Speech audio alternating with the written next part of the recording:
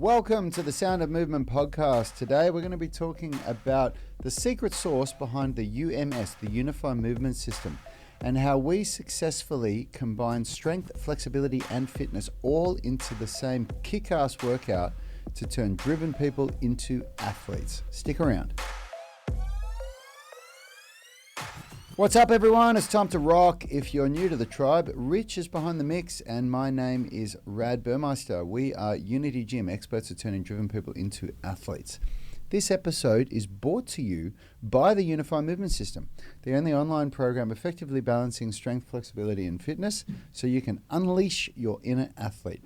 Get daily coaching by us, plus our Epic Foundations Prep program and revolutionary structural balance blueprint to create your ideal program and optimize your performance. As a valued listener, you can use the link in the description to get your first month free. But before we get started, a warm welcome if you're on the live stream in the UMS Movement Mastermind Facebook group. Leave a comment and we'll send you some love. Remember that anyone can join and interact. And lastly, shout out to our YouTube athletes catching the replay. Hit the like button to support the channel and subscribe if you like what you see. How are you, Rich? I'm good, Rad. Thanks. Had a good workout this morning. Looking forward to the long weekend. Yeah, man. Yeah, it's Easter. If you're listening to this replay a little bit later, it's Easter Thursday. Well, it's not Easter Thursday. It's the day before Good Friday. But Easter Thursday is a thing now. So, yeah, I'm looking forward to it too. It's always we work pretty hard over here at Unity Gym, and Easter and Christmas break are the only breaks that we have where we're not open. We're open every other public holiday, so it's going to be good. Yeah, this is a good show for us because we have a lot of different topics that we talk about, but this one is all about the secret sauce behind the UMS and why it's even called the Unify movement system, because it's a unification of strength, flexibility, and fitness, and we get that in every single workout. And I guess the best thing that we can do to add value to people is talk about how we got here, like what the journey was. And then how we do it now, how we do things differently. And, where we started, Unity Gym's been open for 8 years now. And when we started, we really just had a look at what everybody else was doing and, emulated it, but with our own flavor. And that was really to do, workouts that were specific to somebody's need. Like, there was a workout that was for strength, or there was a different workout for flexibility, and there was a workout for sort of strength and fitness together, circuit style training. That was how we got started, and they had their place, and they were popular with the people that did it, weren't they? Yeah, people enjoyed them. Really enjoyed those workouts. Yeah, they got a good sweat on for people, and we applied our knowledge of strength and conditioning so that we balanced the workouts as best as we could, at least moderately balanced between push and pull movements. But what really, I think for me, I mean, you tell me if you've got a different perception of it, Richard, but the turning point for me was when I started learning about calisthenics, and I went and did some workshops with Ido Portal, and it introduced me to the idea of, more body weight training, but also just the idea that you don't need to specialize. You don't need to do classes or train just for one specific thing. You can actually do your training sessions where it is more holistic, and you include things from different practices. With less equipment. Yeah, with less equipment. Body weight. Yep. And our classes really changed then. We combined everything into the one class, and we had some weightlifting in it still, some calisthenics and body weight training, and some movement training, like we were doing locomotion and flow movements, and back then we were doing handstands in every workout, weren't we? Or maybe we started by doing 2 handstand days a week, and then we ended up moving to every workout with it. Yeah, that's right. It was a small little, I think it was like the first 20 minutes of the workout, or 15 minutes of the workout after the actual warm-up that we dedicated to handstands. Yep. Yeah, so we did a 10-minute warm-up, then we did about 15 minutes of handstands, then we did a bit of strength training, and then I think at the end we did core training. Back then we used to finish with 6 minutes of core training. Yeah. Remember that? Yeah. At even one point we had different sort of classes. We had stretching classes dedicated to just that. Yep. And they were good. They were I liked them, and a lot of people really, really loved them because they were very different. They were very unique. But the problem was people weren't getting great results. When we looked at our top students that were training with us for a year, that were coming 5 days a week and doing those 1 hour classes, they weren't getting the results that I'd expect somebody would that trained 5 days a week for a year. Yep. Really, really consistent training.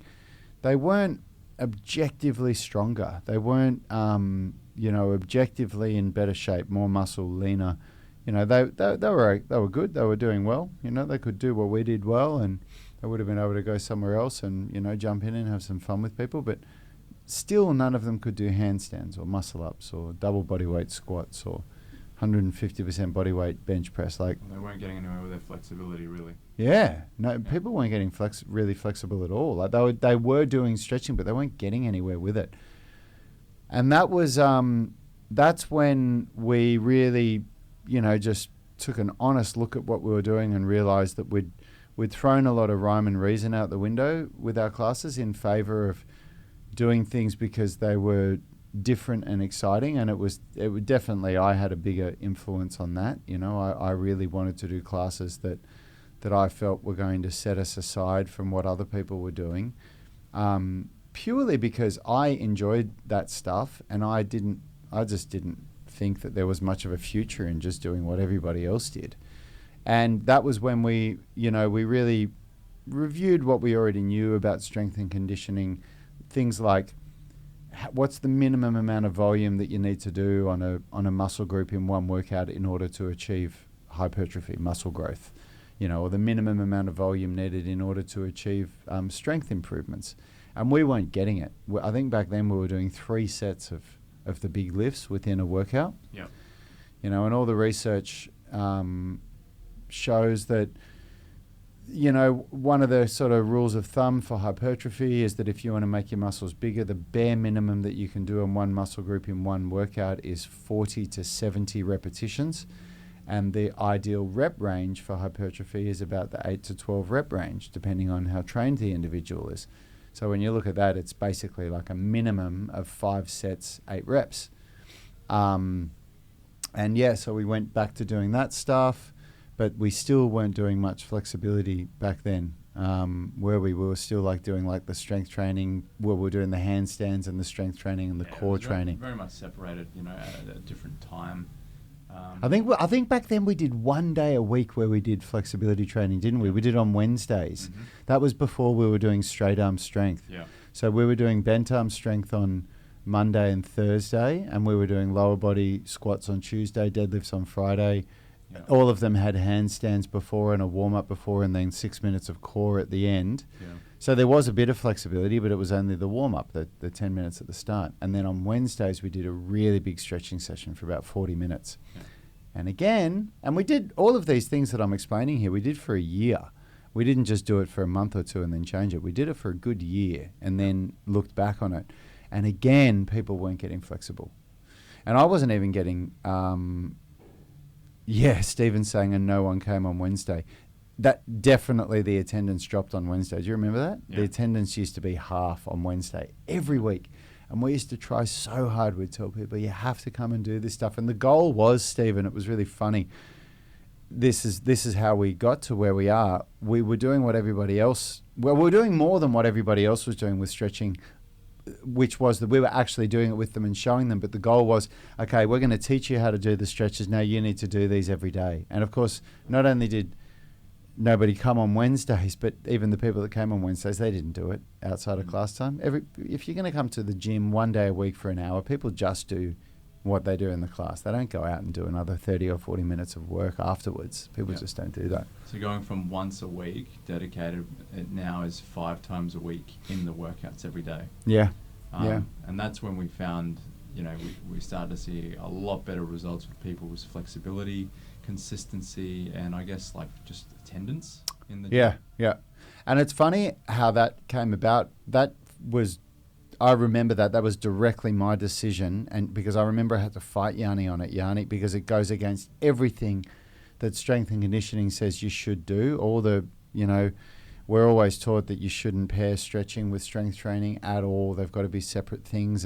But I just got frustrated with not being able to find a way to fit it all in. I just got pissed off, and I thought, well, no one's ever going to get these results, so this is how we're going to do it. and we just basically squashed it all together. And basically all we did was at first was not stretch the same muscle or strength training, which means if we're doing squats one day, then we were doing flexibility for the shoulders. And if we were doing shoulders and upper body one day, then we were doing flexibility for the lower body, for the splits or something like that. And that, you're right, that's when people started to get a result. That's when people started to, after 3 months, go, wow, I'm getting flexible now. And surprise, surprise, why? Because we were doing a 1-to-1 strength and flexibility ratio.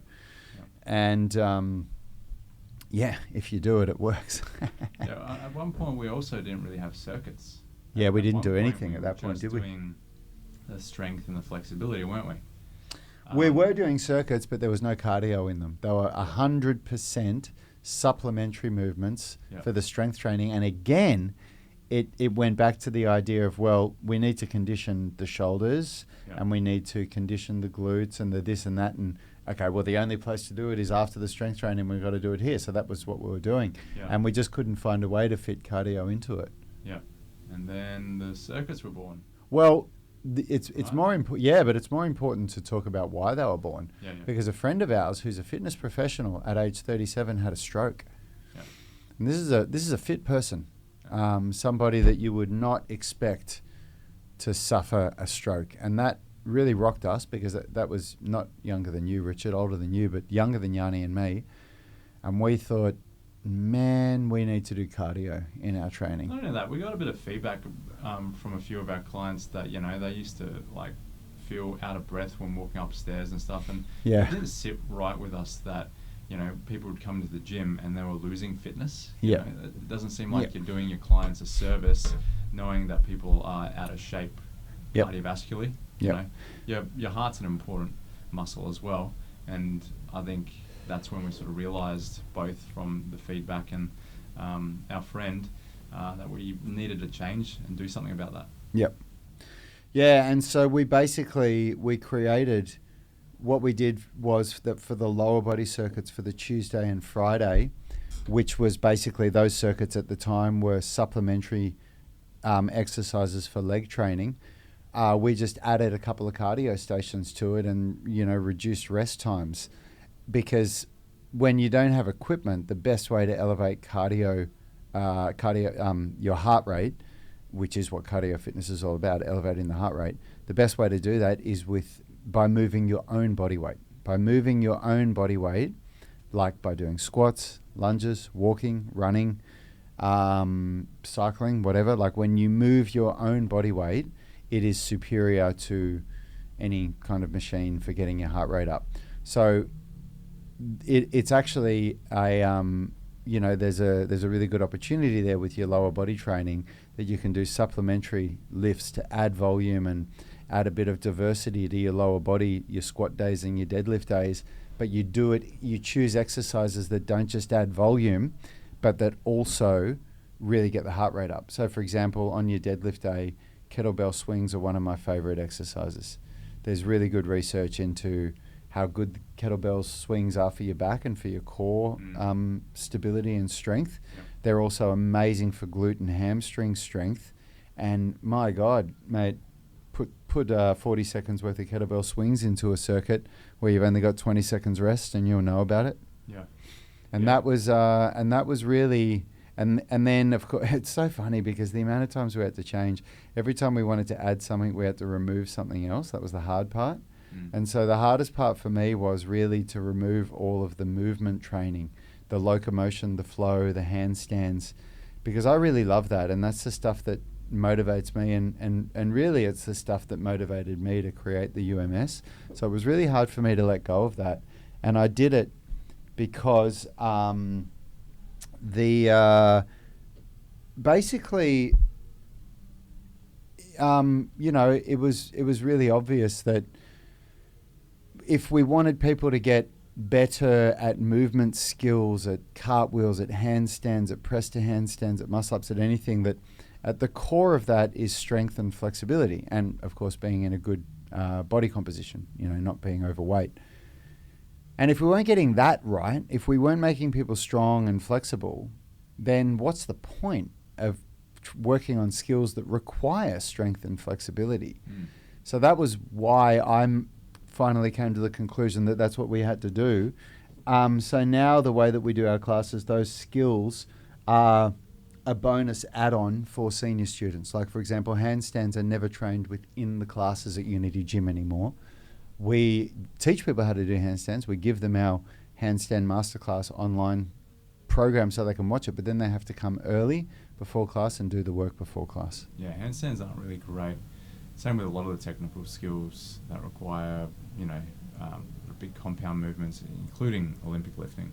They're not great at incorporating into circuits or in the presence of fatigue. They're best done when you're fresh, when you can perform at your best, and with very little fatigue. Yep. Yeah, absolutely. It's really important to draw that, distinction between a skill movement and a strength movement. And for that reason, we were just rushing people through handstands and they weren't getting a good result, me being one of them. We realized that how long it takes to teach an adult how to do a handstand. I don't think when we first started our journey about handstands, I don't think we truly understood how long we didn't. And how much time it takes to get good at handstands.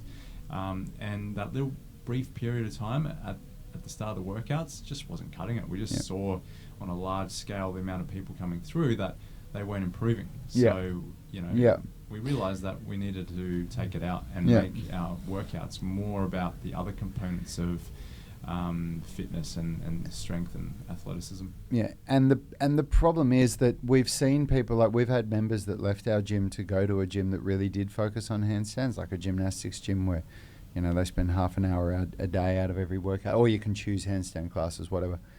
And a year later, they came back and their body was very, very weak and very frail, and they still couldn't do handstands.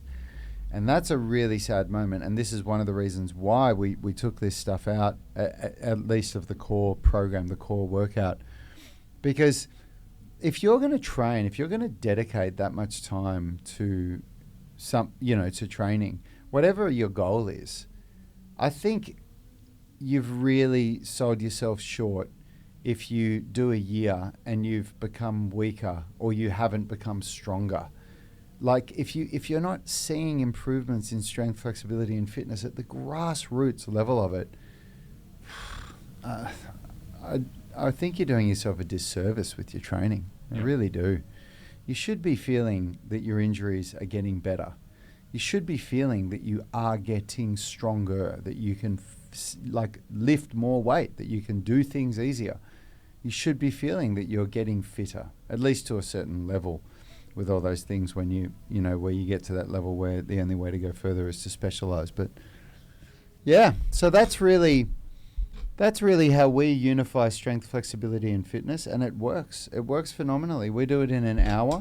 We do a 10-minute mobility routine that's on a TV. It's me on the TV doing the routine, And the reason why we do it like that is for efficiency. When Richard and I used to teach the mobility routines, some days it'd take 12 minutes. Some days it'd take 13 minutes if you got caught in a conversation with someone.